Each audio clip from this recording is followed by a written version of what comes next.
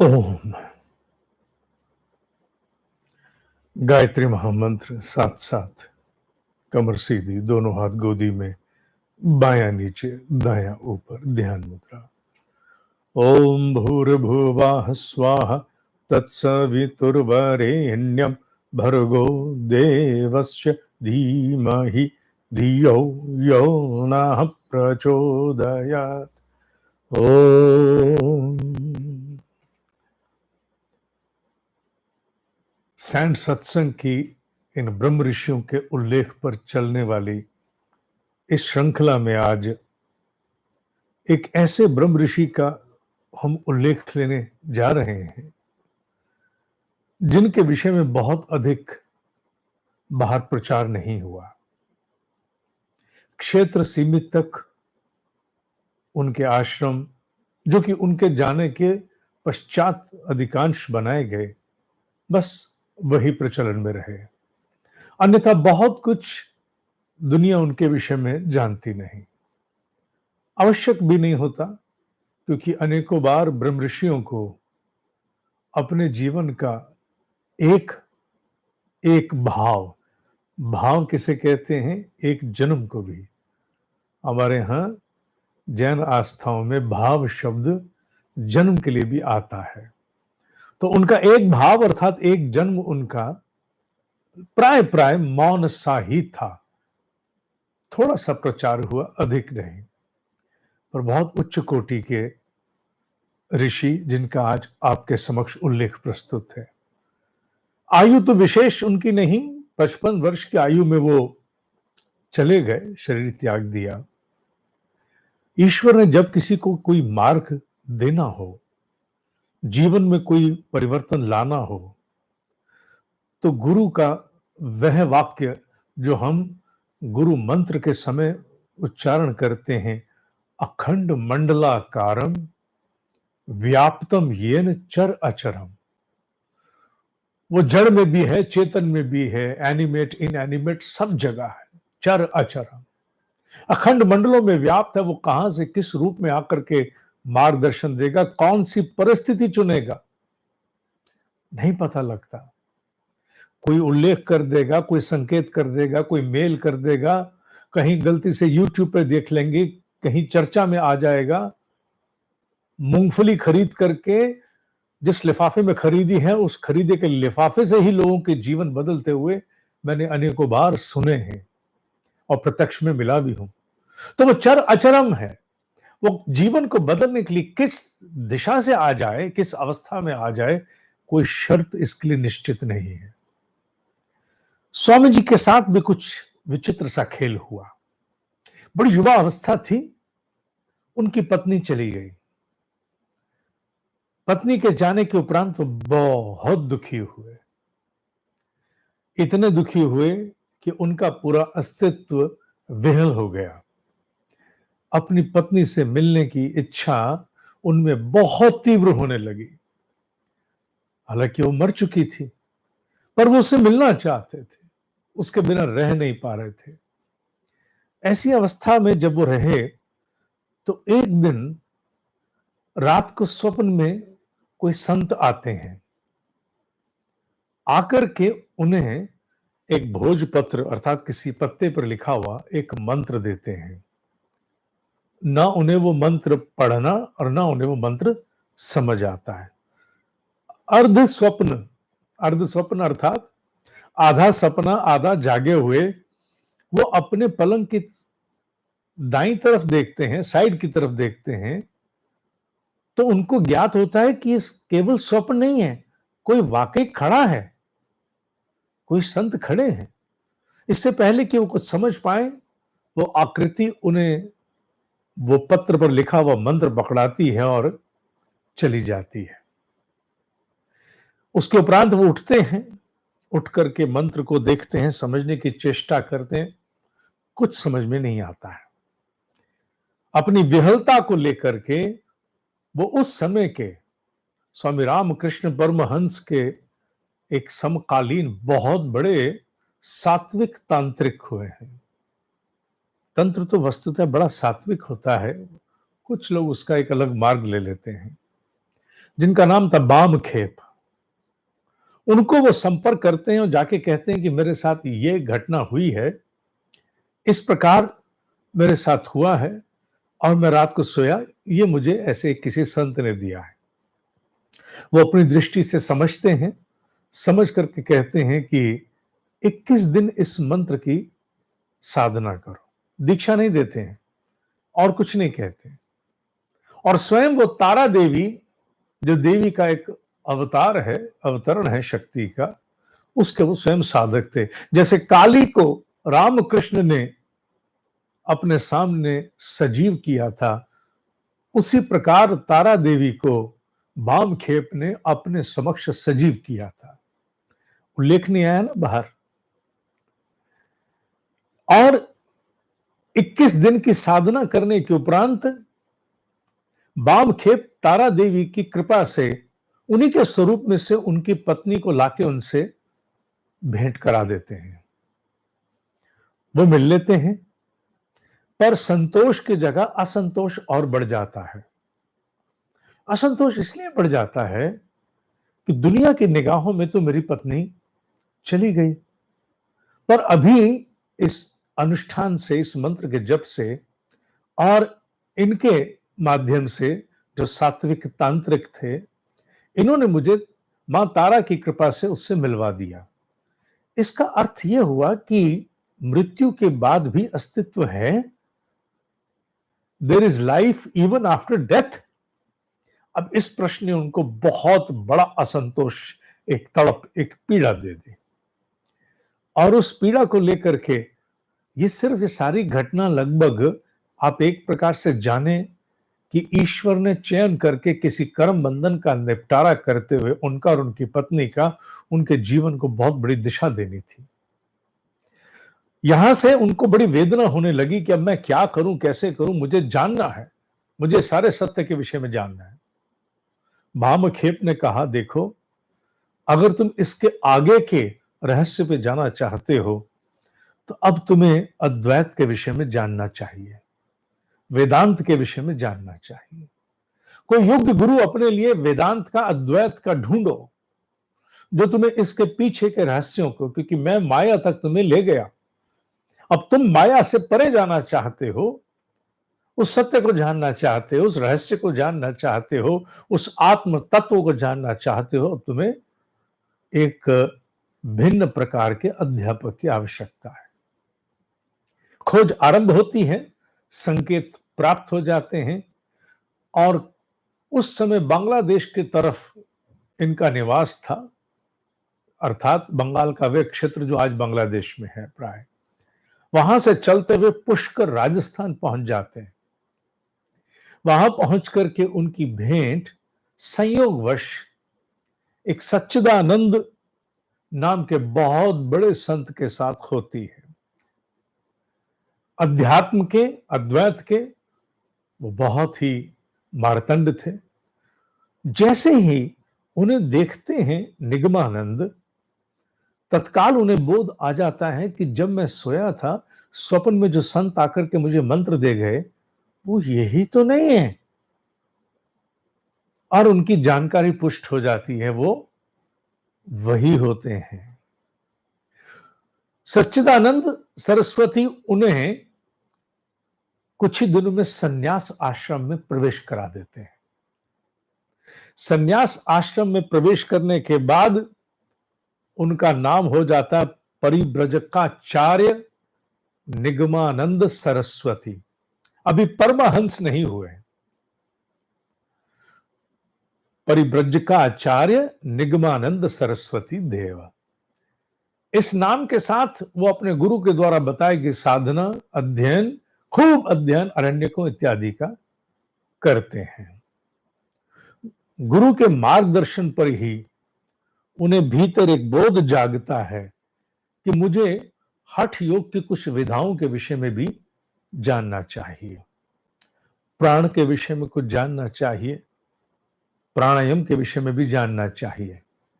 अपने गुरु के निर्देश अनुसार वो एक बहुत अच्छे प्राणायाम के ज्ञाता के सानिध्य में पहुंच जाते हैं। तैयारी ब्रह्म ऋषि होने की बहुत बड़े स्तर पर चल रही। सुमेरु दास जी महाराज के नाम से एक उन्हें योगी मिलते हैं जो उन्हें प्राण के विषय में, प्राण की विद्या और प्राणायाम के विषय में ज्ञान देते हैं। वो साधना करते हैं। इस बीच प्रयागराज में एक कुंभ आयोजित होता है। उस कुंभ में इनका जाना होता है। उस कुंभ में इनके गुरु, आध्यात्मिक गुरु सच्चिदानंद सरस्वती जी महाराज विराजमान होते हैं। अन्य संतों के साथ एक बहुत बड़ा मंच, और वहां आसीन होते हैं ऊपर, 1904 की बात है, कांची पीठ के शंकराचार्य। उसी समय इनको देखा जाता है। देख करके इनकी आध्यात्मिक प्रगति, इनके भीतर के अस्तित्व को जान करके और तत्काल वहां के सिद्ध इन्हें परमहंस की उपाधि दे देते हैं कि तेरे भीतर अब वो तत्व जागृत हो चुका है कि तू निरक्षीर विवेकी बन चुका है। तेरी बुद्धि अब केवल मोती ही चुनती है। तेरा अंतःकरण मोती के अतिरिक्त और कुछ नहीं चुनता है। तो परमहंस हो गया है। हंस का कार्य क्या होता है? मोती चुनना। कहते हैं दूध और पानी अलग कर देता है, ऐसा सुना है। तो हंस एक प्रकार से विवेक का प्रतीक बन गया, डिसर्नमेंट का, डिस्क्रिमिनेशन का एक बहुत बड़ा प्रतीक बन गया। इसलिए मां गायत्री का वाहन हंस है। हंस वाहिनी कहते हैं मां गायत्री को। क्यों? क्योंकि नीर क्षीर विवेकी, क्या उठाने योग्य क्या नहीं, क्या अपेक्षा क्या उपेक्षा, ये समझ आ गई। इसीलिए गायत्री का वाहन हंस है। और जिसमें ये भाव पूरी तरह से जागृत हो जाए वो हो गया परमहंस। तो उस प्रयाग में उनको परमहंस की उपाधि प्राप्त हो जाती है। पर अभी वो ब्रह्ममयी नहीं हुए होते। हालांकि उन्हें निर्विकल्प समाधि प्राप्त हो चुकी होती है, उन अवस्थाओं को प्राप्त हो चुके होते हैं, उस स्वरूप को वो प्राप्त कर चुके होते हैं, पर फिर भी ब्रह्ममय अभी नहीं हुए होते। काशी जाने का निर्देश प्राप्त होता है भीतर ही, प्रेरणा से। ईश्वर जब बात करता है ना बाबू, तो प्रेरणा के द्वारा करता है, भाव के द्वारा करता है। प्रेरणा आती है कि काशी जाया जाए। काशी जाते हैं और वहां जाकर के उन्हें रात को स्वप्न में मां अन्नपूर्णा आती है। जहां तक मुझे स्मरण है, स्मरण कह रहा हूं क्योंकि हम लोग ऐसे समय में काशी के मंदिर में थे जिस समय ये कोरोना की विभीषिका बड़ी लगभग उन दिनों प्रबल हो रही थी। 17-18 मार्च के आसपास, कि वहां जाकर के भी बहुत कठिनाई से हम लोग, और बहुत जल्दी जल्दी में निकलना हुआ। जहां तक मेरी स्मृति है, वहां काशी विश्वनाथ मंदिर में ही मां अन्नपूर्णा का भी मंदिर है, एक विग्रह उनका भी है। और उन्हें स्वप्न में आके मां ने कहा कि एक बहुत बड़ी योगिनी है, सिद्ध योगिनी, जिनका चित्र मैंने ढूंढना चाहा, मुझे मिल नहीं पाया, गौरी देवी। उनके पास जाओ और जाकर के भाव साधना करो, और भाव साधना से अब तुम्हें वो अवस्था प्राप्त होगी जिससे तुम व्याप जाओ, व्याप्ति को प्राप्त करोगे। स्वामी निगमानंद परमहंस जी महाराज मां अन्नपूर्णा के निर्देश के अनुरूप मां गौरी देवी महासिद्ध योगिनी के पास पहुंचते हैं। कहां किस रूप में, इसका उल्लेख मेरे पास नहीं है, ढूंढेंगे, अगर मिल गया तो निश्चित रूप से सामने लाने की चेष्टा होगी। और अगर किसी साधक को प्राप्त होगा तो वो भी मुझे सूचित करेंगे। उनके समक्ष जाके उपस्थित होकर के उनसे भाव साधना का पूरा मार्ग प्राप्त करते हैं, और फिर तदोपरांत वो उस ब्रह्ममयी अस्तित्व में व्याप्त हो जाते हैं। जीवन के अंतिम 14 वर्ष उन्होंने श्री जगन्नाथपुरी जी में व्यतीत किए। विशेष कोई आश्रम नहीं बनाए, पर उनका एक भक्त था। महाराज का देह त्याग 1935 में हुआ। जाने से 5 वर्ष पूर्व, जहां तक मेरा स्मरण है, मोहंती नाम से एक साधक उनके साथ जुड़ा 1930 के आसपास। वो साधक इनके जाने के 55 वर्ष तक सक्रिय रहा। 1985 तक वो सक्रिय रहा। उस साधक ने इनके नाम से लगभग 100 आश्रमों की स्थापना उड़ीसा के क्षेत्र में की है। बाहर भी कहीं हुई होगी निश्चित रूप से, पर जैसा मेरे संज्ञान में आया। देह त्याग संभवतः कोलकाता में किया, पर अंतिम 14 वर्ष इन्होंने जगन्नाथपुरी जी में ही व्यतीत किए। एक ही जीवन में तंत्र का ज्ञान, सात्विक तंत्र का, जो बहुत ऊंचा होता है। ये दूसरा तंत्र जिसके विषय में आप लोग सुनते हैं, इसकी क्षमताएं उतनी नहीं हैं, बहुत ऊंचा होता है। इस पर भी कभी एक उल्लेख हम करेंगे कि वो सात्विक तंत्र क्या है, और केवल और केवल और केवल और केवल केवल कल्याण के लिए है, अकल्याण के लिए नहीं, हानि के लिए नहीं, केवल मनुष्य के उत्थान के लिए, उसके उत्कर्ष के लिए।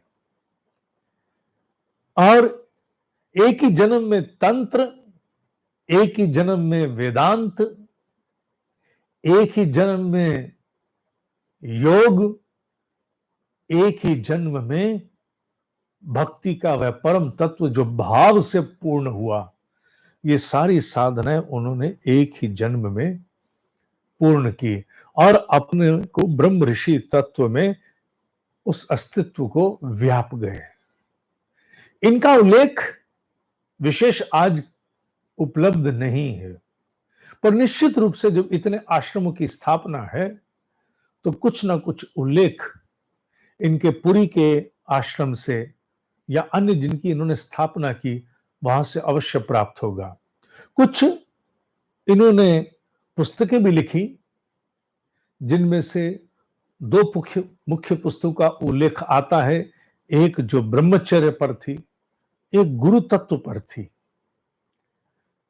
और ब्रह्मचर्य का पालन तो इनका बहुत ही अद्भुत रूप से हुआ, और अपनी साधना में एक छोटी अवस्था में ही बहुत उच्च कोटि की श्रेणी को ये ब्रह्म ऋषि प्राप्त होकर के अपनी छाप एक ऐसे क्षेत्र में छोड़ के गए जहां से अनेकों साधकों को प्रेरणा, प्रोत्साहन अवश्य मिलता होगा, क्योंकि इनके अस्तित्व सजीव रहते हैं, ये जाकर भी नहीं जाते।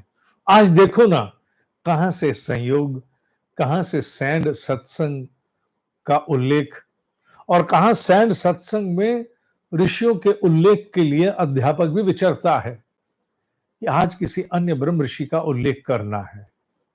प्रेरणा संज्ञान में लाती है, प्रेरणा किसी न किसी रूप में सूत्र देती है और उल्लेख सामने प्रस्तुत होता है। ये क्या अध्यापक के बूते का है? नहीं है। ये क्या केवल उसकी बुद्धि का कौतुक है? हो ही नहीं सकता। ये निश्चित रूप से प्रेरणा है जो दिशाएं देती है, भाव देती है और अवस्था देती है कि हम किसी नए सत्य को, नए तथ्य को और नई अपने लिए सत्य प्रेरणा को प्राप्त हो पाए। मनुष्य के भीतर पिपासा रहेगी तो उसके उन्नति के लिए ईश्वर स्वयं व्यवस्थाएं करता है। आज का उल्लेख परमहंस स्वामी निगमानंद जी का उल्लेख इस बात की स्थापना करता है कि जहां तड़प है वहां ईश्वर है। ईश्वर के हुए बिना तड़प हो ही नहीं सकती।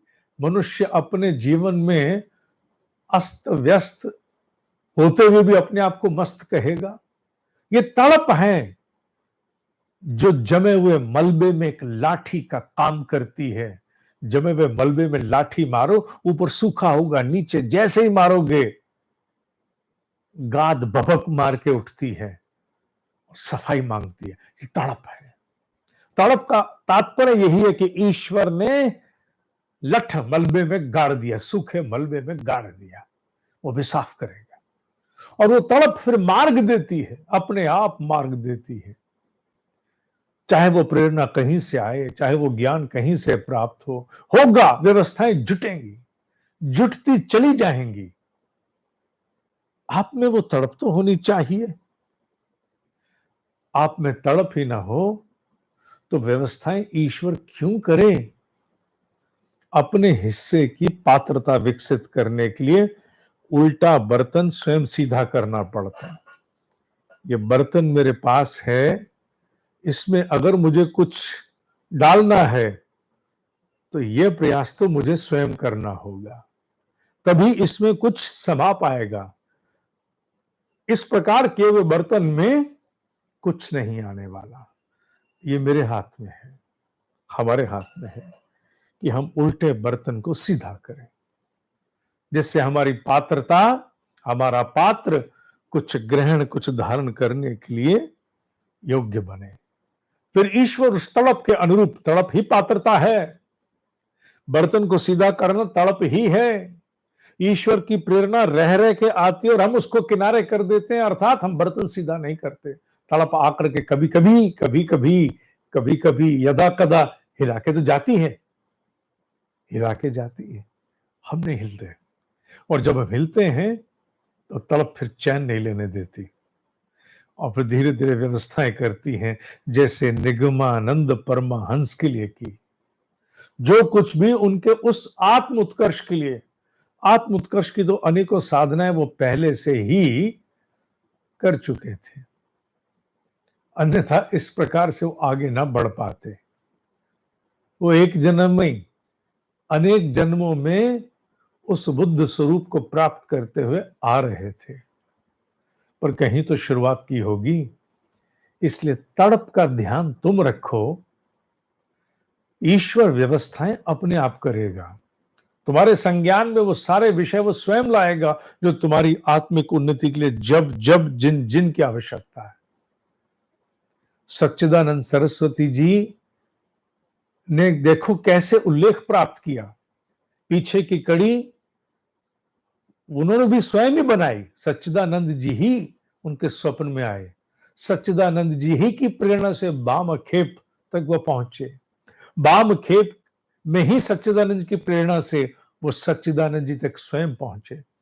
सच्चिदानंद जी की प्रेरणा से ही वो पहुंचे सुमेरु दास जी के पास, और फिर वही प्रेरणा आगे ले गई गौरी देवी जी के पास।